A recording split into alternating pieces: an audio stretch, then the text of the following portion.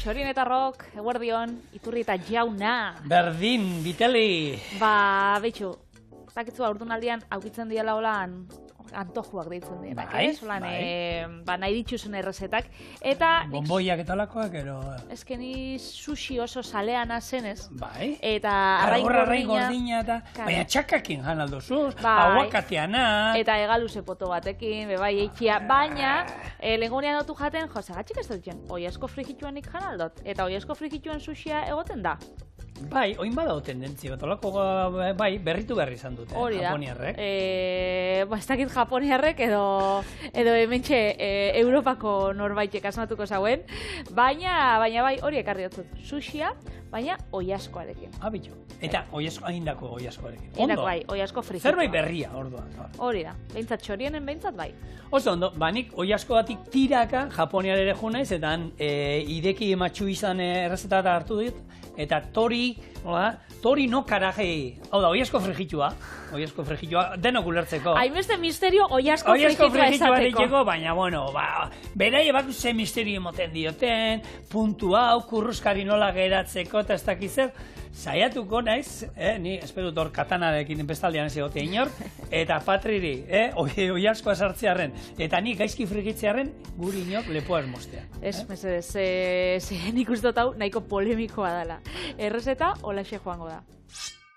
Sushi arroza garbitxu, almidoia kentzeko, ura garden atara arte, gero 20 minutuz egoziko, eta ondoren ospinakin da azukriakin nahasi da osten utziko. Bitxartian oiazko paparra irin arrautza eta 20 birrindutik pasa, frikitxu, eta tiratan zatitxu. Nori xerra bat mailan zabaldu, zati lehorra gora begira dagoerarik, arroza gainean jarrita sesamo hasiak bota, buelta emon, eta gero nori algan beste aldian, erdixan, lerro baten gazta krematxua, osto berdeak eta oiazkoa jarriko. Eskuekin bildu, biribildu bat osatu arte, eta film paperakin ondo zapaldu. Aguakatia xerra finetan zatitu, gainean jarri, eta sushi biribilkia fin paperakin bildu da 8 xerratan zatitu. Honez apur batekin zerbitzatu, eta barrura.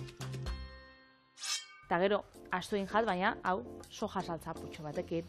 Gero norbaitzen nahi badau, wasabi apurtxo bat, ez?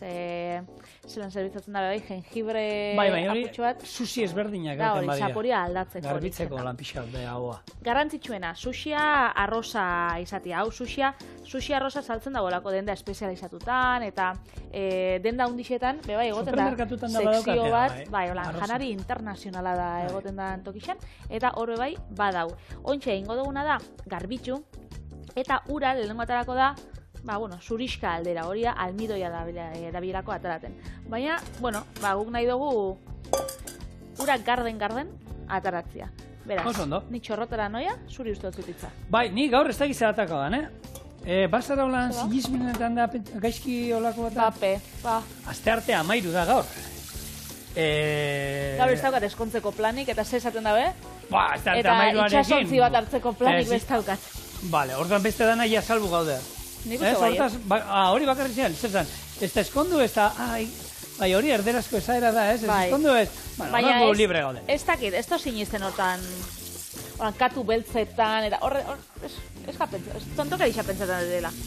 Zu? Ni ez lehen, baina adinean gorantzan noalean, ez dakit, juten naiz espaloitik, eta iskilera bat ikuste dut olan, fraz, eta ez bada kanpotik pasatzen.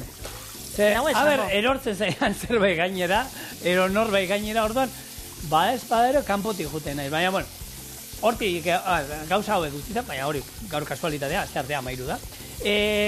Oiazko frigitu sushia. Hau bada, tendentzi bat oin egin dutena, azkenean moldatu inbarri izan dira Europearre eta Estatu Batuarren gustuetara. Berez, Japoniako errezetategian, sushi hau ez da existitzen. Beraiek ez daukate. Baina hemengo jatetxeak, sushi jatetxe batzuetan da, hasi dira sartzen, ikusi dutelako, jendiai gustatzen zaiola. Eta, etorkizuna, ero badoka, eta eskatzen dutenez, bajarritun dute, ez? Eta azkenean hau da, zukin duzu, katxu sistema hori, ogi birrindutik pasatuta, guk egin duen hemen katxua, txerritxuleta, ez? Ogi birrindutik pasatuta. Hori da, hemen egiten dute berdina, egiten dutena, oiazko bat, kurruskari geratzen dira olako gauza deno ikustatzen zaizkula, baina sushi batean sartu dute. Eta, antza, gustatzen da, eta jendiak, eskatzen duenez, bueno, etorri da geratzeko. Hori, sukaldaritza Tex-Mexa bezala, ez? Tex-Mexa da, sukaldaritza mexikarra, baina estatu batuarren hau zapaietara moldatuta. Orduan, berez, ezin zeik esan, hau mexikarra da, baizik eta Tex-Mex. Beraz, hau ez dugu esango japoniarra hola neuneko egundanik tradizionala, baizik eta japoniar estatu batuetara.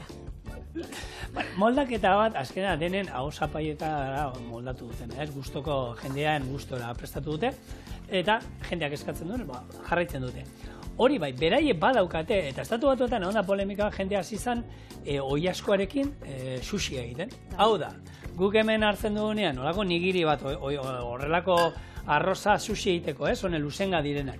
Eta gainean, izokina, egaluzea, egalaburra, jartzen ditugu eta olakoak, estatu batuetan hasi ziren oilasko gordina jartzen.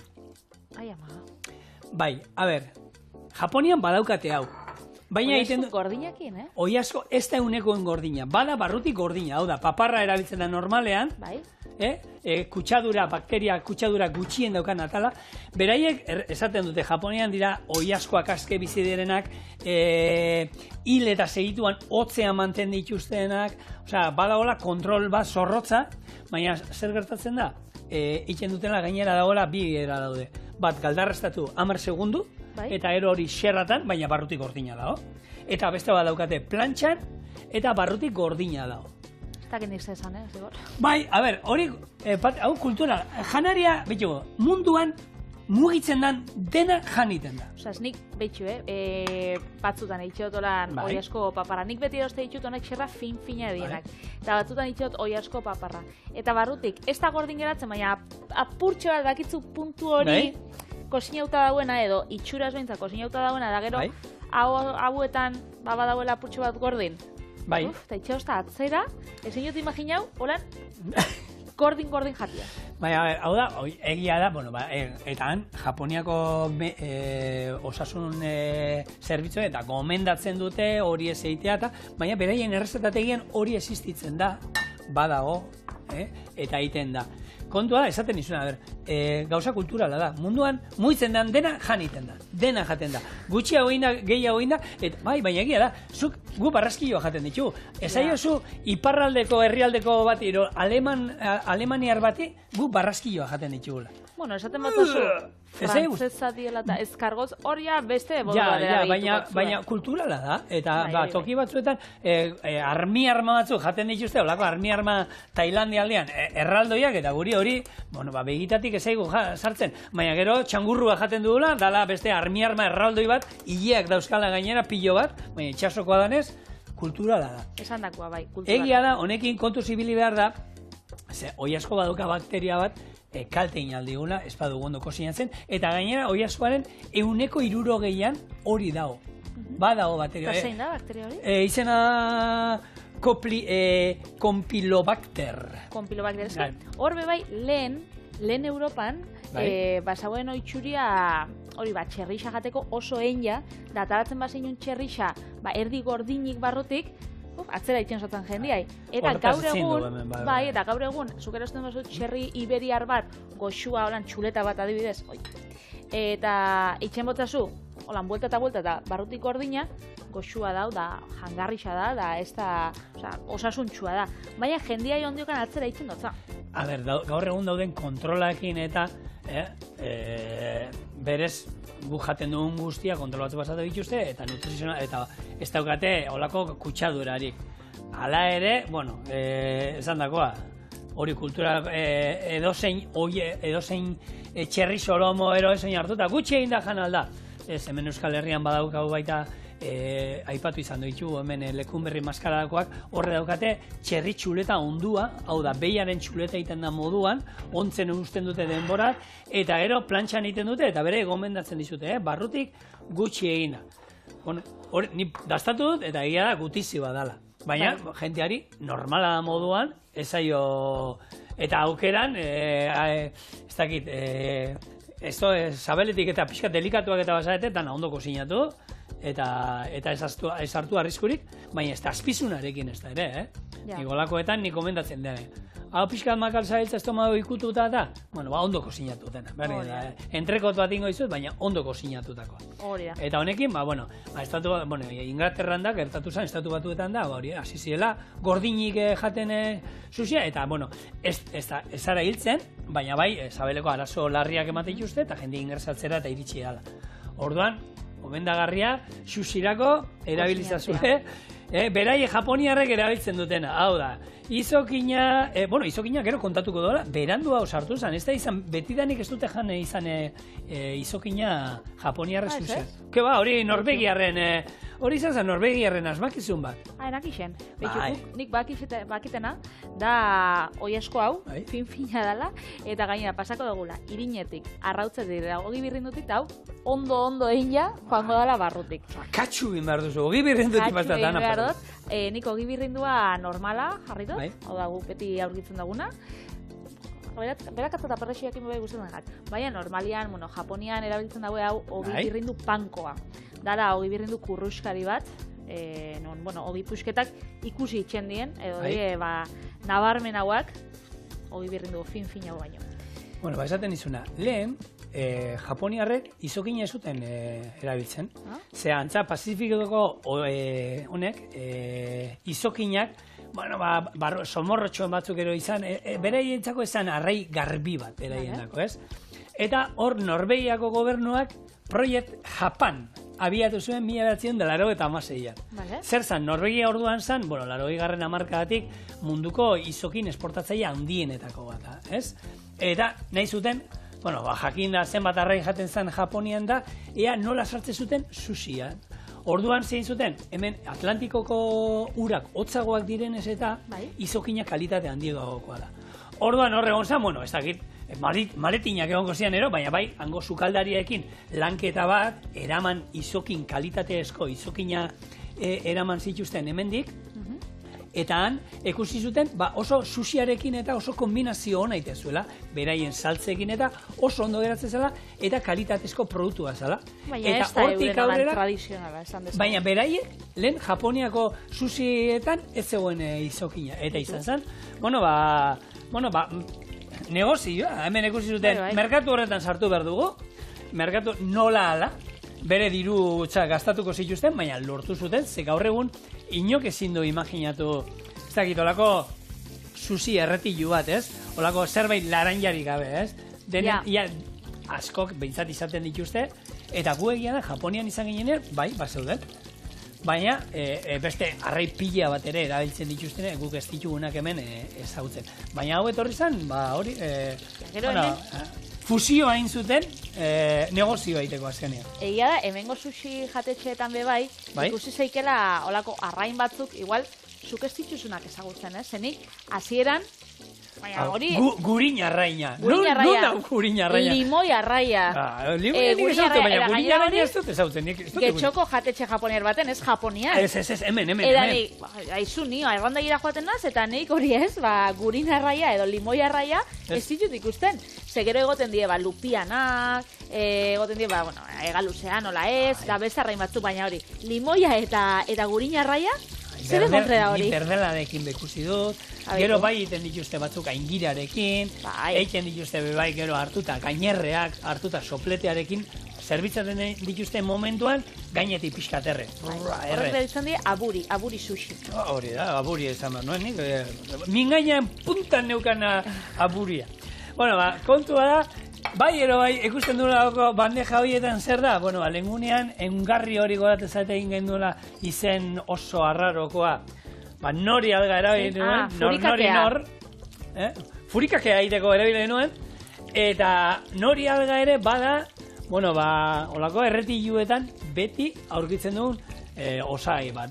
Normalean rol moduan, rolak dira horre biribilduta juten direnak, hor daukazue tamaina ezberdinetak, horrekin batzu dira makia, beste dira rolak, tamainoaren arabera handiagoak, betegarria normalian, arrai ezberdinak, lehen aipatu dugun txaka ero olakoak erabiltzen dituzte, barazkiak erabiltzen dituzte, lutzokerra, aguakatea, gazta freskoa pila bat. Bilbon bai, badau leku bat, daula espezializatua sushi veganoan.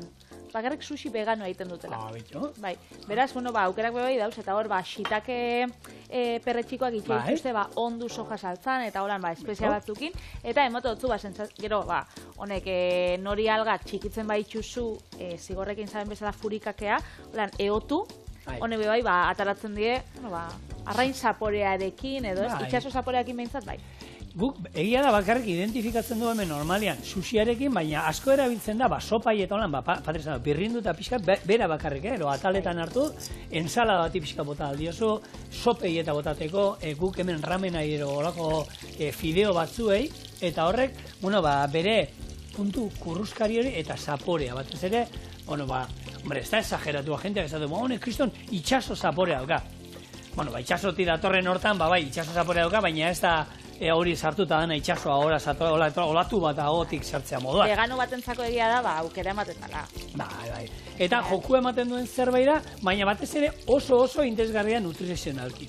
Hori bai, sodio aldetik eta potentea da, baina jodoa dauka, potasio dauka, mineralak dauzka, orduan, interesgarria da, hau itxasoan naturalean jasote, eta aztegiak eta badauzkate, lehortzen usten dute, gero txikitu egiten dute, eta erolako xafla, gaur ezautzeitu moduko xafletan biltzen dute, eta normalean holan da ohikoa ikustea hemen salgai gure dendetan. Eta bere, gaur egun, supermerkatu pixkat handiak direnak, eta holako denda espezializatuetan aurkitzea nahiko erreza izaten den zerbait da. Bai, ez da. Orduan, eta irauten du, nahi dut esan, erosten baduzue. Eta sushi egiten baduzu animatzen bazaete, gero irauten dugu batzuk, eta hor sushian ere forma ezberdinak egin aldira, eta ematen du jolasa, ematen du. Hementxe, arroza, egosten dan bitartean, apurtxo bat zabalduko tzat. Eingo, gero arroza ontzeko erabiliko dugu, prestakuntza. Horregatarako dauzkat, hementxe, 50 mililitro arroz ospin, eta 20-25 gramo azukre txuri. Normalian, sushian joaten den arroza, edo lako pokeboletan joaten den arroza, lehenko gunean ingauen, bang izokinakin, lehenko gunean, entara ja, hilebete terdixa, baina bang izokinan haue holan ontzia edo bola, normalian arroz hori izaten den sushi arroza, bai, eta geraten da, holan itxastuta bat abestiaekin, baina pegamentu bezala esan dezagun, erabiltzen da, prestakuntza dago, eta da, arroz ospina eta azukrian arteko nahasketa bat. Horregatik, normalian, sushi hori jaten dugunean, edo arroz hori ahoratzen dugunean, bauka puntu gozoa. Eta apurtxo bat holan ospindu edo zitriko edo azidoa. Bai, ez da arroz txuri bat. Jendea guztu arroz txuri bat dela, baina ez horrek. Eta honek egiten duena da, lortu hori, biltzia eta hori, gero garrantzitsua da hori eskua bustitzia, lantzen duzuenean da hori, ikusiko duzue, eta aukera, erosi beharko, biribilik egiteko, alfombria bat. Ez duzuenentzako nahi, plastikoarekin ero, zein zenun, pastela ero itzen hau aste honetan induzu, ez? Ez lehenko astean izen un, izokinan pastela egiteko, teknika berdin erabili aldu. Hau da, nori alga jarri plastiko gainean, eta ero plastiko horrekin, zeberaiek, ez da, ikusiko zenuten inoiz olako esterila bat eitzen diote, egurrezkoa, honek, gari bat, gaur egun jentiak ere balitzen du, ondartzara juteko nola da hori, esterila hori bilduta eramaten zana, gero toaia horren gainean doa, ez que nik sekul ez dut erabili, baina jente pila bat ikusten da holakoa eramaten. Nien guztu toaiarik ez dutela jarten. Baina horren gainean jartzeko da, ero toaia horren gainean. Norbera horren gainean, ero toaia. Nik uste dut ikusi izan dara. Ez dakitze, ontxe, betxu, ontxe atara dozula gai hori, pakit asko geratzen dela udarako. Baina, datorren udar mesedez, nik ikuste ditut ondartzan, batzuk, eramaten dauela, 2 pertsonan dako. Toaia txar bat, horrek, ez dituzu horrek toaia XXL-ak ikusi handi dienak? Bai, okupatzen dutela, bueno... Dana! Eta nik batzutan ikusi dut, bakarrik pertsona bat horrekin, eta gero sombrilla bat aldamenean, gero kanpindena bat, eta aulkia, eta, bueno, gaur, atara dituztelako, batzuk ikusti dituzulago, karro batekin, gurpileak lodia dauzkana ondartzarako, eta, eta... Karruakin? Karruan, umiak eta dana ikuste dituzu hor barruan sartuta. Baina, karro bat, ez da, nola, tiraka eramaten dozun, Erosketak egitekoa? Ez, da gurpil berezikin ondartzarako prestatua da. Hola, dire, gurpil zabal batzuk, ondarretan ez ondoratzeko, eta gero izango zen, lauki bat, telasko lauki bat erolan bildu inalduzula, eta hor barruan, sartzen duzu, karo, zuk esan duzu guztia, aulkia. Sartzen duzu termua. Sartzen dituzu, toaia, baino jantzia, txapela, baloia, zer gehiago, gazte zer dugu? Sombrilla, zer gehiago? Gazteluak itxeko hori da, ontziak eta amama nahi izan ezkero eraman aldo zor, txikirritxakarra, ez da, zemat, kilo pilo bat aguantatzen dutelako katxarroate. Nik, baina, pentsatu, nik esan nion, baina, erosiko lakoa, zetako gure zuelako trastoa, da. Baina, egia, ondartzara juten garenean, umekin, trasto pila baten amaten da. Zigor, trastu eta ezberbaitzen, pasako ez da zu hor dauen trastua? Hau. Bai, hori. Arroza! Bai, arroza. Ze, arroza, bueno, ondokan, egosten dau. Arroza egositxa dauenean, hau, botako gauen, gainetik. Hori nahasi, eta gero, hotza egon bida. Japoniarrak nola itxen da bien, olako plater zapaletan jarri, eta gero hor abanikuekin egurrez kontziba daukate berezia horretako olako erretillo handi bat, hau baino handiagoa, eta ez da izen daukan, eta horrekin, eta abaniku batekin botatzen diote nasketa hau. Temperatura, hau behitu garrantzitsua, erosten baduzu egun ematean sushia, oskailuan, ez baduzu, omar bada 5 ordu kanpuan, oskailura sartu. Baina lehenago atera, sushia jan behar da gorputzaren temperatura. Hau da, 36 gradu, esate dute bereik, hori dela temperatura egokia. Egun batetik bestera, oskailuan sartu, urrengo egunean arroza ez dago berri. Nagaritzen da pila bat testuran, eta jan behar baduzue, ordutxo lehenago oskailutik ataratzea komeni da. Ze, benetan, ni desatxe egin zaik, eta holakoetan, hori, aukera momentuan egin eta momentuan jan. Aukera baldin bago. Bai, hoixe da. Orduan, ointxe ingo, sushia, ia zelan adaratzen da. Normalian, erabiltzen da olako bambusko estera bat, nik betzetzen txorinen, bagenukala, baina, eingo, izokin biribilkia, eingauen bezala. Horretarako. Nori, alga bat hartuko, eta dauka, alde diztiratxua edo dana, hau aluminiozko papera bezala. Bai, nik hori, sekul ez dioto ondo nabaritu, batero bestea. Eta hau lehorra. Nik hortan, etxean ez baduzu esaten zelan egon behar dan, ze aldetan egon behar dan, ez dira konturatzen. Oberena, hori. Orduan, jarriko dugu arroza. Vale. Gero arroza, agutxo bat, zapaldu ingo, ikusten dozue, zelan geratzen dan. Itxaskor, eskuetara eta dana itxasten da. Eta honen gainean guk jarriko dugu sesamo hasi batzuk. Honek bi aldeetakoak dauz, batzuk aukitzen dauela nori alga kanpotik, eta beste batzuk arroza, ez? Hori dan. Arroza kanpotik. Ontxe kanpotik ingo arroza. Gero denbora aukitzen badugu, ingo bestia.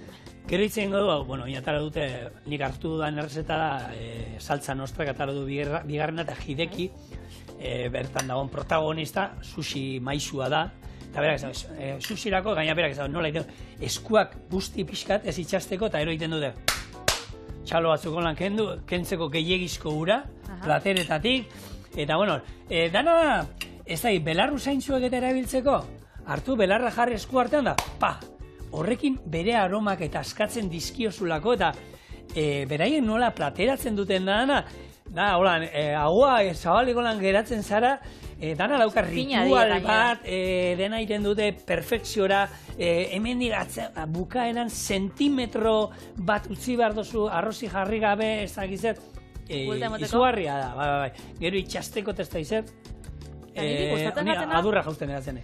Politxa dana, jatetxe normal baten ez, japoniarra izaten badabe, sukaldia, holan, zabali dauela zuk ikusteko, zean sukaldia eta kosinatzen daben momentu oro, ez? Orduan, niri hori gustatzen jat, eta egisa da sushi jatetxeek eta isadanak hori dauki, zuk ikustu dezula prozesu dana. Eta, horrek bermatzen dut zube bai, higiene kontuak, zuk ikustu dezu zelan itzen dagoen jendiak. Orduan, gozada bada. Hementxe, arroza jarri dugu, ontxe sesamo hasitxo batzuk oran. Gainetik, hau izango da... Gero hori da ikusiko dana, ez? Ikusiko dana, baina, apurtxo bat estalita bebai joango da, segero aguakatia jarrikotzagu gainetik. Beraz, ikusiko zelan. Gaur nazioarteko egunen inguruan, badakizu batzutan aipatzen ditugula hemen txorienen, zein gaur zeren eguna da? Txoinez igor, ontxe buelta momentu, bale? Bota, Ja, bar. Tamborra. Japa. Oso ondo.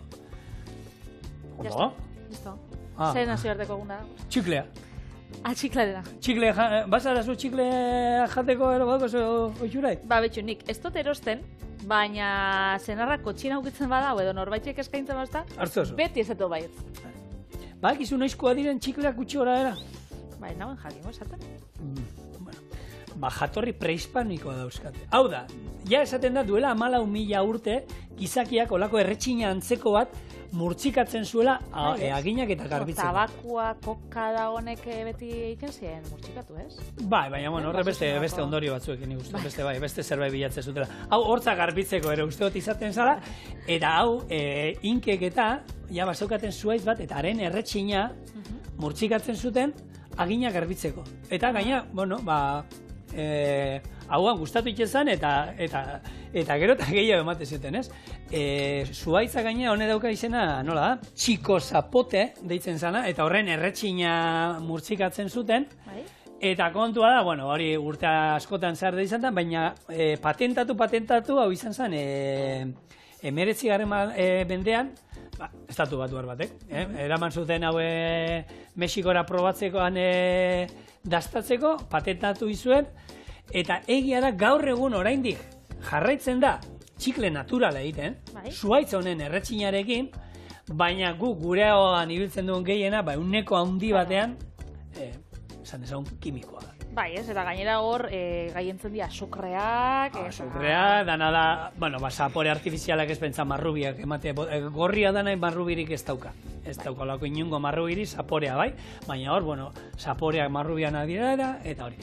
Kontatu bixat hemen, Patri? Zigor, ba, hementxe, erdixan jarriotzat gazta, krematxua, osto berdeak eta oiasko frigitxua lehen tiratan moztu dutena, eta ontsa gara, bueltak emoten. Oso, ondo.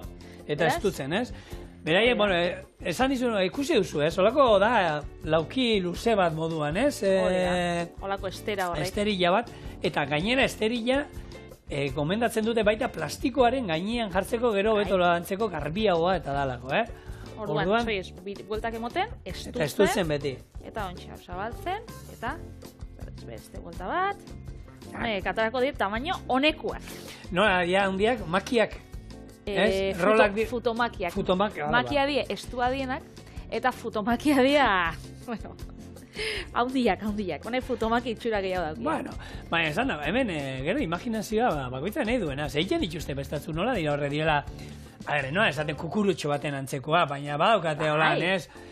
Holan, azpitik kono itxura ematen diote, eta gero arrozak gainean ikusten da, eta azpian inguruan nori algarekin, eta Sushia bada gauza bat, umekin eta egiteko politia dana, eta gaur egun gure txia bentsatu umei pila gustatzen zaie. Eta egia da ez dudala askotan egiten, baina egiten dudanean animatzen dira, eta bueno, enoa esaten ze betegarri sartu izan ditugun etxean. Egia da, honek, bere komplikazioa edo, haukala, ez? Lehengo gunean engauen, lehengo gunean, oindala, astetxo batzuk. Lehengo gunean, hori da, lehengo gunean. Lehengo gunean danetako balixo dago. Hori da. Lehengo gunean engauen, hau, bola, eskenean arroza hartzen dozu, danak, jatzitzuzu osagai danak, ontzi berdinean, gero soja saltzajan, da listo, ez? Orduan, honek lan aputxoa gehiago dauka, baina egia da, umiek, bikotiak, lagunek edo familixak, edo zuk, zeuk, puntia Labana, puntilla. Eskertu gotzuela. Bai. Hori bai. Eta gaina holako errezeta, badago jente bat, errezeta gaina horregatik asmatu da, ez? Badago jente bat, erreparo ematen diola, ez aiola gustatzen gordine jatia, ez? Zerbait gordine jatia. Orduan, hemen, dana, esan dezagun, haragia kozinatuta doa, eta bebai, bestela, guk hemen txorien egiten duen bere garaian makaia barekin. Makaia hau gezatua, azkenean, pixkat kozinatuta badoa. Gatzak, horriten du kozinatzeko lan hori, ez? Orduan, hori ez da, baina, bestela, etxean egiten du. Ez dut uste, ez? Galuse mamurtuarekin, badago errezetan bat bebai, ez? Konserbako galusearekin egiten direnak, badaude, eta zuei otutze zaizuela. Esan dagoa, gure etxean, urdai azpiko egoziarekin nahin izan ditugu. Hala. Zuk ez duzu, Aita urdai azpiko egozia zautu gotzeo, venga! Eta gero kastak krematxua, bale, barruan, eta... Ze, gozua dau, ba! Hor badau bat... Txokolate krema nien utzi sartzen, Bale. Bada espada. Zuplen aipatu duzun txakakin enjeikela bat, horren izena da California Roll. Amerikar batek asmatutakoa, horrez, maionesa, hau bestia. Hemen aguakatea, jarriko aguakatea gainetik joango dana, eta, nola bait, zapaldu ingou, Ez da igual, dendakua bezain ikusgarrixa geratuko? Plater luzetxo bat beharko duzu gero honentzako? Bai, nik uste baiet. Bai, ez, hori.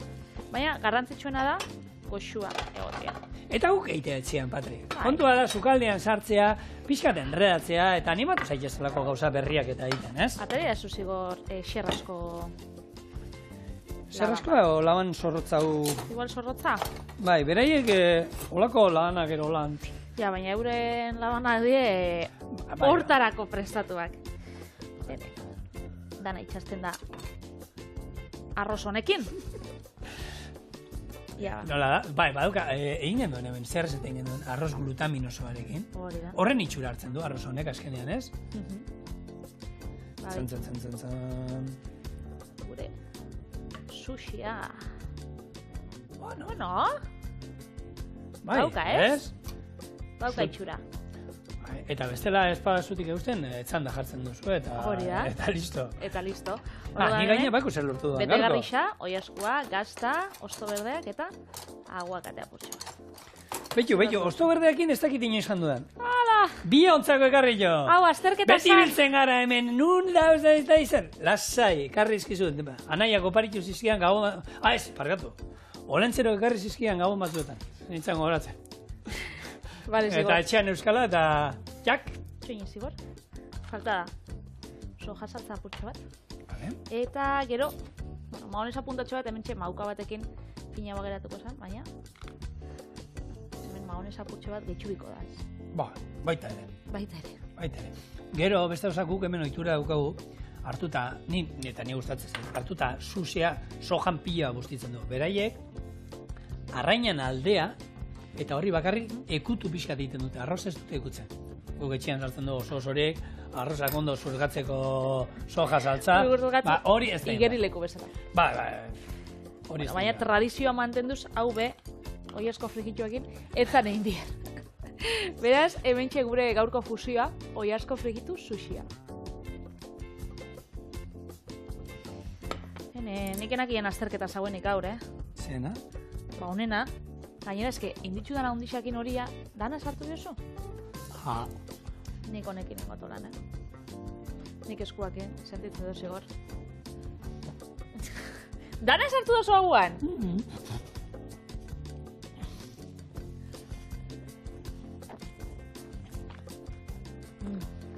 Zuko ikusi zenuen ube. Telesaia, arratoia jaten zituzten handean bendik. Ba, hola, sartu zuen. Bueno, oso goxua dau, itxoengo zigorrak bere digestioa ikia, eta segitxuan etorriko gara, errezta japoniar batekin, oiasko frikituekin bebai, baina guztiz desberdina.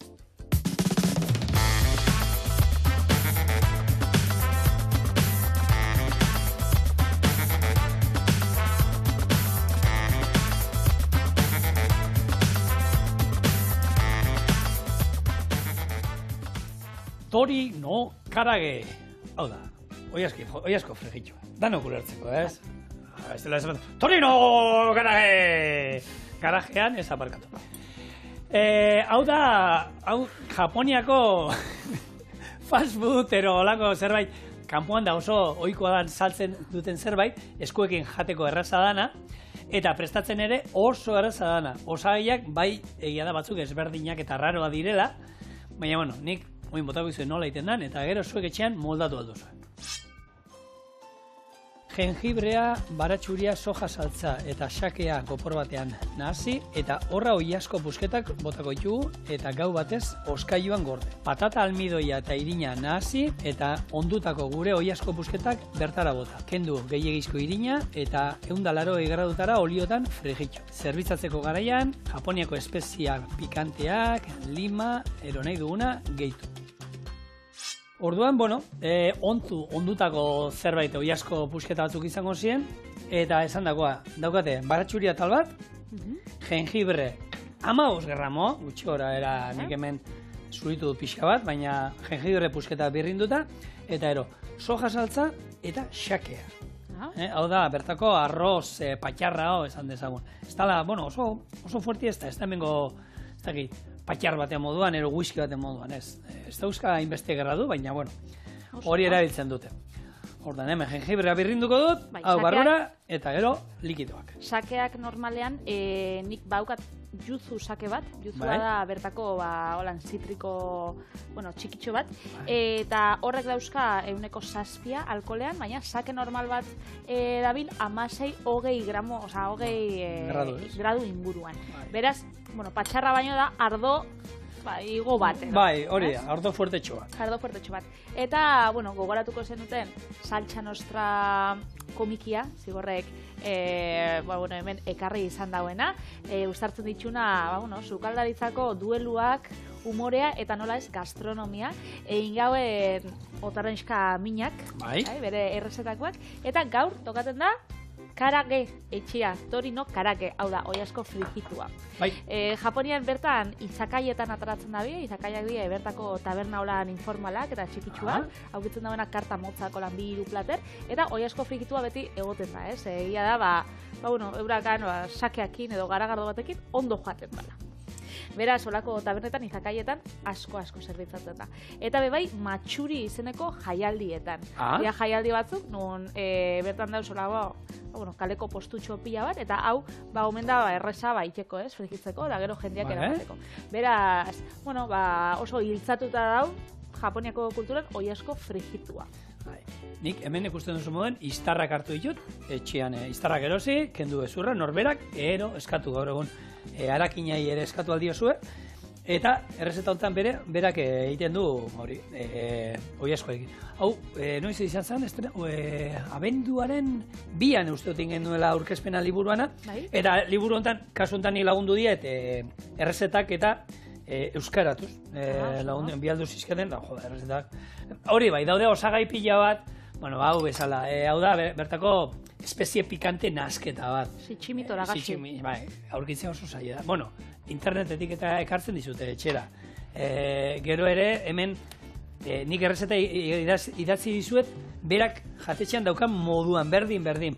Baina, simpletu indut, gure, etxean daukagunera, ero hemen daukagunera. Hori da, zigorrek berak esaten dagoenean, itxendotza, omenaldixa, Hideki Matsuisari.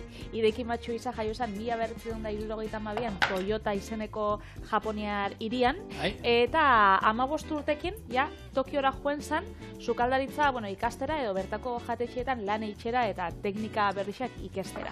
Meida, sukaldien pasada biziozua, holan bere gurasuekin eta, baina, joan zen, ezitzera. Aitea zen maizu handia, antza... Sushiarena. Sushiarena, baina desesperauta, liburuan pixka kontatzen du hori, komikian, da berakin, baina labanekin ondo moldatzen da hor dut sukaldari izango. Eta, neko ganora bakua, ez dakit, baina hori bai. Ganora urtietan irabazira, bai, irabazira. Patri, momentu baten, hemen, egun osoa, hau, atzo gauian jarri, gau osoa, atzo jarri nituen, da betu kolorea nola aldatu dan. Pila bat. Hau egia onduta dauzkagu. Orduan, ezberdina zerbait hemen, zer daukagu? Patata fekula. Betu. Artoarenarekin erraxa badaukazuela, horrekin egin alduzue, baina berak patata fekula erabiltzen du. Jarriko du hemen, eta irin normalarekin, 150 patata fekula, 50 gramo, gero irin normala. Haue, bian hasiko ditugu, eta gero hemendi pasatuko ditugu gure oiazko pusketak, eta frijitu ingo ditugu. Ikusi zelan koloria eta aldatu dan pila bat. Berez, zaporez bebai, egongo die, intentsu. Hideki, zen da Kataluniara, 1987an, ideiakin, Bartzelonan esartzen da, eta ideiakin nahazteko sukaldaritza japoniar tradizionala ikutu mediterraneoekin. Orduan, azten da jatetxe desberdinetan lan itxen, Bartzelonan, bere filosofia putxo bat olan lantzen, eta 2001an zabaltzen da bere lehengo jatetxea xunka izenekoa. Bertan, ospea olan eta praktika joaten da irabazten, eta 2009an zabaltzen dau koi xunka. Hau da, bertxio berdina, jatetxe japoniarrak bera zeukana, baina, apurtxo bat findua, eta hain findua da, hain sofistikatua, non 2013an lortzen dauen bere lehenengo Michelin izarra. Gaur egun mantentzen dago gainera. Eta omen da, goi mailako sukaldaritza japoniarreko holan ikurra bentsat penintxulan, ez?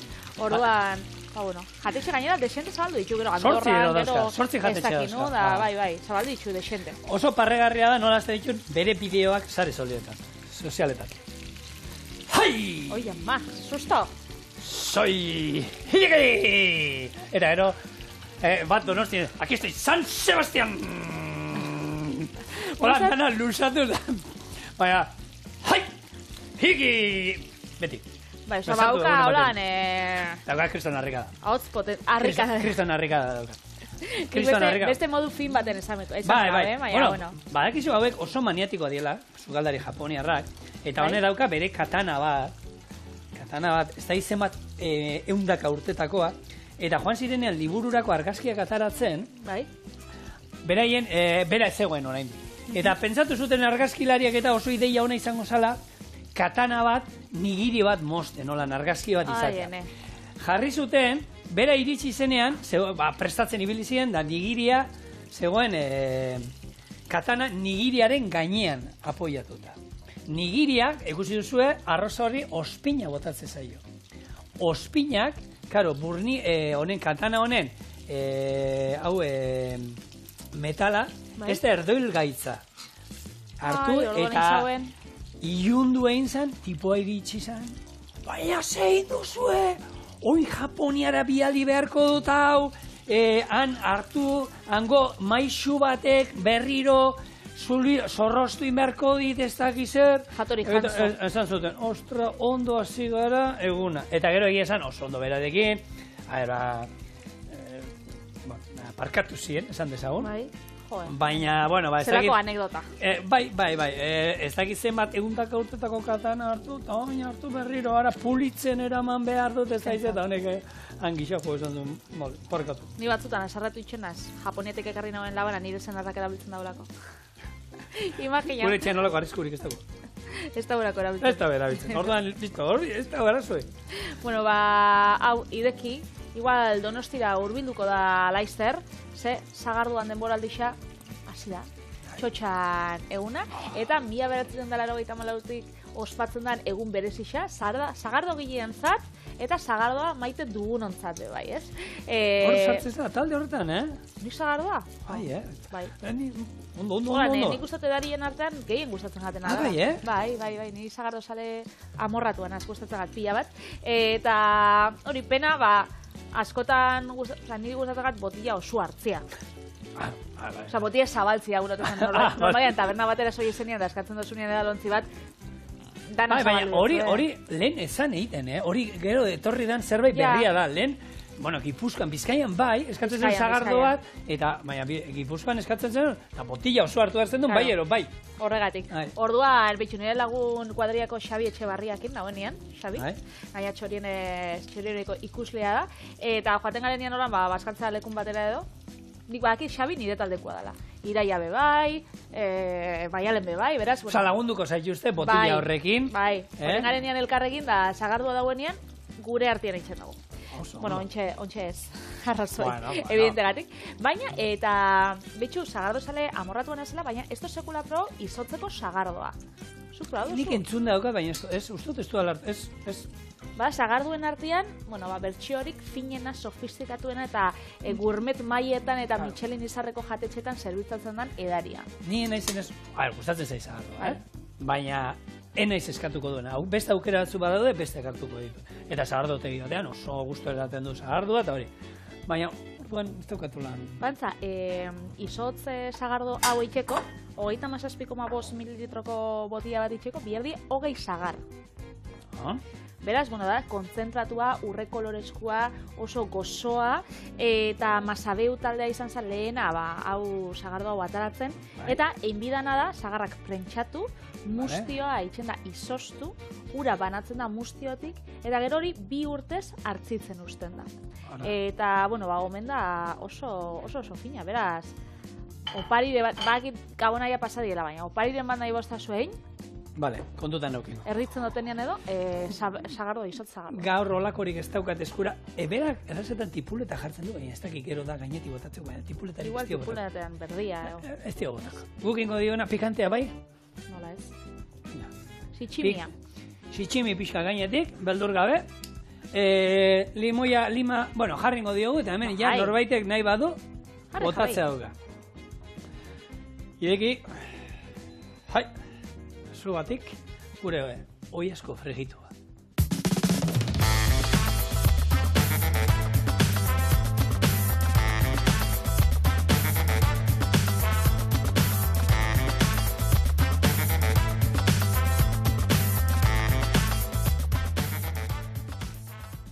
Eta gora saltxa nostraz, Bai, erakusten dozu olako errezeta pila bat. Beste 11 liburu gehiago, bata dira. Urrengo protagonista izango da Jordi Roka, eta laugarrenean, Eneko Atxa, ez hautzen hau duzu. Baina ja bilduma ja zehaztuta dago edo?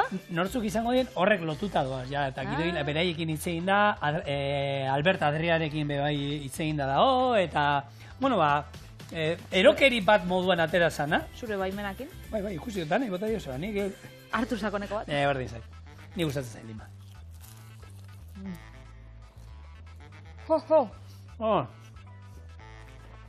Txar da. Beruagatik, edo bota diogu pikantiagatik. Hain goxua dagoela. Beruagatik, da pikantia esaten zagoelan oso ondixeranik, badauka bere ikutua, oso goxua. Ona. Oso goxua gaur. Oiazkoa frigitua beti ona behatzen. Oiazkoa frigitua eta Japonia. Eta bihar zer astatuko dugu? Bihar astelen gozo, fusio bat ingo du astelen gozoak eta asteazken tradizionalan arteko olako zerbait, bale? Baina, ja botatik zuen dena. Hau da, bihar betiko errezetak, baina gozoak. Beraz, etorri gurekin, piztu bete bat, eta bihar arte. Agur!